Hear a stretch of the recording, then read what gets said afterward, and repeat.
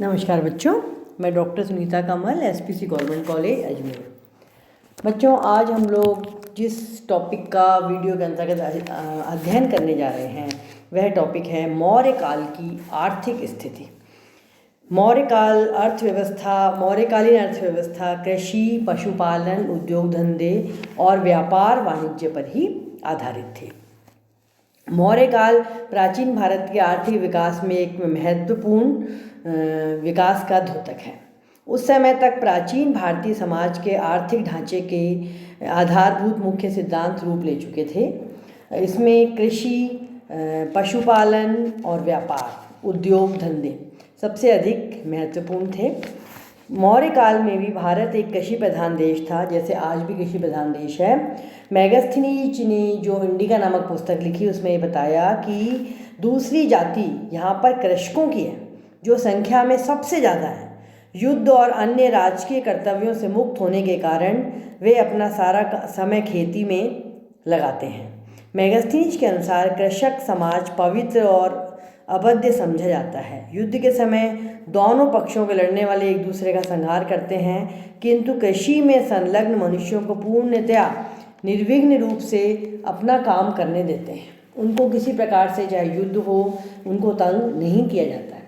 Megasthenes के अनुसार भूमि जो थी बहुत ही फर्टाइल थी और सिंचाई की उत्तम व्यवस्था थी। यही कारण है कि भारत में कभी अकाल नहीं पड़ता था और खाद्य पदार्थों की कीमतें भी नहीं बढ़ती थी। अगर अकाल पड़ता भी था तो अकाल के समय के लिए अलग से व्यवस्था अनाज की हो जाया करती थी।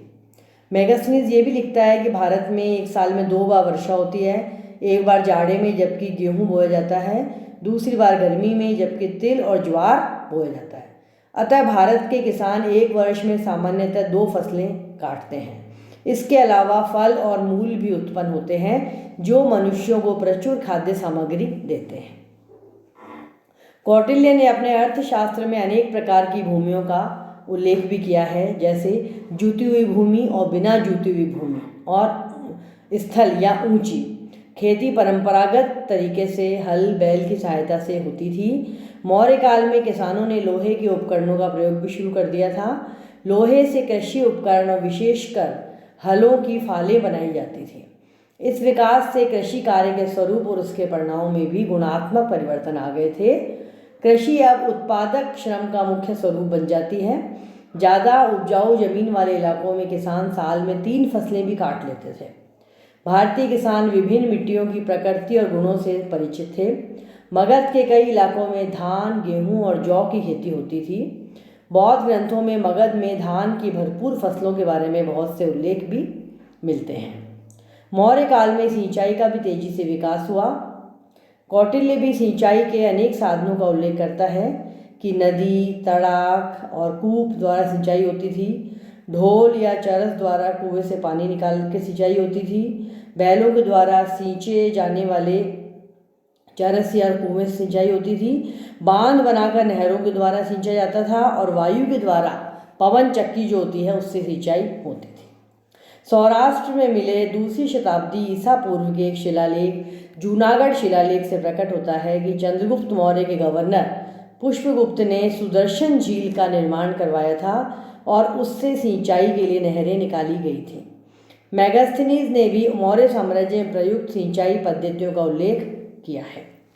अब भूमि को और अधिक उपजाऊ बनाने और उत्पादन को बढ़ाने के लिए अनेक प्रकार की खाद का प्रयोग भी होता था। अर्थशास्त्र में, कौटिल्य के अर्थशास्त्र में ये बताया जाता है कि घी, शहद, चर्बी और गोबर, राख आदि का खाद के रूप में प्रयोग होता था। प्रमुख उपज में कौटिल्य ने भी अर्थशास्त्र में लिखा है गेहूँ, जौ, चना, चावल, सहजन, तरबूज आदि का उल्लेख मिलता है। अब इसके अलावा कृषि के अलावा पशुपालन, मौर्य काल तक कृषि ही उत्पादन का मुख्य केंद्र क्षेत्र बन चुकी थी, पर पशुपालन का महत्व भी कोई कम नहीं था। खाद के रूप में गोबर का प्रयोग होता था। दूध, दही, मक्खन, घी आदि के लिए भी गाय, भैंस, भेड़, बकरी आदि का पालन किया जाता था। और यही नहीं बल्कि खेतों की जुताई के समय हलों को सींचने के लिए मुख्यतः बैल, भैंसा, ऊंट आदि का प्रयोग भी होता था। अब मांसाहारी लोग जो हैं बकरी, मुर्गी आदि पालन करते थे। ऊन के लिए भेड़ों का पालन होता था। सवारी के लिए घोड़ों और ऊँटों का इस्तेमाल होता था। इसके अलावा पशु युद्ध में भी बहुत महत्व था। बौद्ध ग्रंथों में भी इस चीज़ का उल्लेख मिलता है कि इतनी बड़ी संख्या में पशुपालन का कार्य बहुत तेज़ी से होता था। ये अशोक के अभिलेखों से भी इस बात की पुष्टि होती है। इसके अलावा उद्योग धंधे, मौर्य काल में देश में राजनीतिक एकता और शासन की सुव्यवस्था के कारण विभिन्न उद्योग धंधों का काफ़ी विकास हुआ। उद्योग धंधों के विकास का एक अन्य मुख्य कारण नगरों का तेज़ी से विकास होना भी था। नगर भी तेज़ी से डेवलप हो रहे थे, इसलिए भी उद्योग धंधे जो थे और व्यापार के केंद्र बनते जा रहे थे। और व्यापार जो था सूती कपड़े के व्यवसाय के लिए बनारस, मथुरा, उज्जैनी आदि नगर विख्यात थे। और चरखों की सहायता से पहले सूत काटते थे, फिर करघों की सहायता से बुनाई का काम भी होता था। कपड़े बुनने वाले जुराहे के नाम से पुकारे जाते थे। और कपड़ा बुनने में सन के सूत का प्रयोग भी होता था। सूती कपड़ों के अलावा ऊनी और रेशमी वस्त्र भी पर्याप्त मात्रा में पाए जाते थे। अर्थशास्त्र में 4 प्रकार से बनाई जाने वाली ऊनी कंबलों का विस्तार से वर्णन किया गया है। नेपाल से ऊनी कपड़ा मंगवाया जाता था। अर्थशास्त्र से यह संकेत भी मिलता है कि चीन से रेशमी वस्त्र मंगवाए जाते थे। मैगस्थनीज ने भारतीयों के मूल्यवान वस्त्रों का उल्लेख भी किया है। मौर्य काल में धातु संबंधी उद्योग भी काफ़ी विकसित अवस्था में था। मैगस्थनीज के अनुसार इस देश में सोना चांदी बहुत होता था। तांबा और लोहा भी कम नहीं होता था। जस्ता भी बहुत मात्रा में यहाँ पर पाया जाता था। और खानों से धातु निकलने का काम भी राजा स्वयं करता था, किंतु कभी कभी ठेके पर देने की प्रथा भी प्रचलित थी।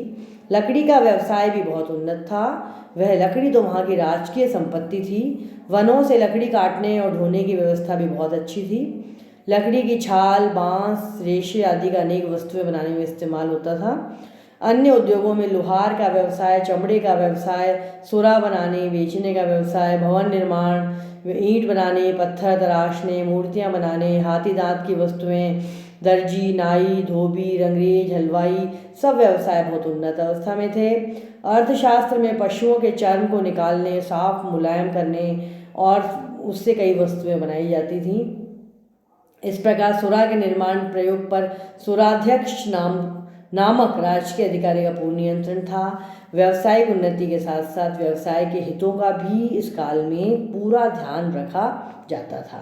मुनाफाखोर मिलावट करने वालों को बहुत सख्त से सख्त सजा दी जाती थी, इसलिए मिलावट की कोई संभावना होती नहीं थी। शिल्पियों की अपनी श्रेणियां हुआ करती थीं और वे एक तरह से गिल्ड होती थी और वे पूरी तरह से स्वतंत्र थे और अपने नियमावली अनुसार वो अपना कार्य सदस्यों की सहायता से श्रेणियों के कार्यकलाप पर नियंत्रण स्थापित किया जाता था। उनका पंजीयन भी होता था।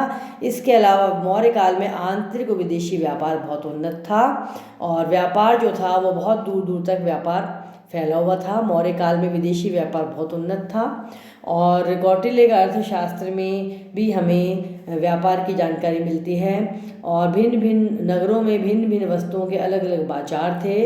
मांस, चावल, रोटी, मिठाई, भोज्य पदार्थों के और इसी प्रकार सुगंधित तेल, माला, फूल, वस्त्र आदि कई दुकानें थीं। आंतरिक व्यापार बड़ा उन्नत था, बाहरी व्यापार बहुत उन्नत था।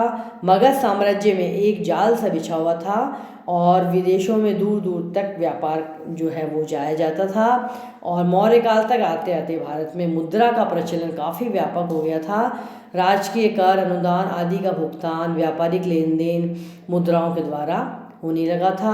अर्थशास्त्र में आप देखिए जो मुद्राओं का इतिहास है, MA फाइनल के 8th A पेपर में 8th C पेपर में मैंने आपको बताया था, जो 11th पेपर में भी था, 9th पेपर में भी था कि मुद्राओं के सोने का और कारशापण, पर्ण या चांदी का, तांबे का आदि कई मुद्राएं जो है वो होती थी और उनसे व्यापार जो था, लेन देन, जनता का साधारण लेन देन मुद्राओं के द्वारा संभव हो जाता था। सिक्के भी कई मूल्यों के होते थे जो इस व्यापार में सहायता मिलती थी। धन्यवाद।